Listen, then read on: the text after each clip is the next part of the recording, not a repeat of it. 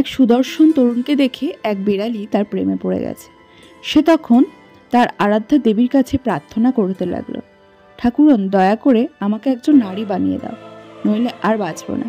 দেবী তার অবস্থা দেখে কৃপাপরবশ হয়ে তাকে একজন সুন্দরী তরুণীতে রূপান্তরিত করলেন।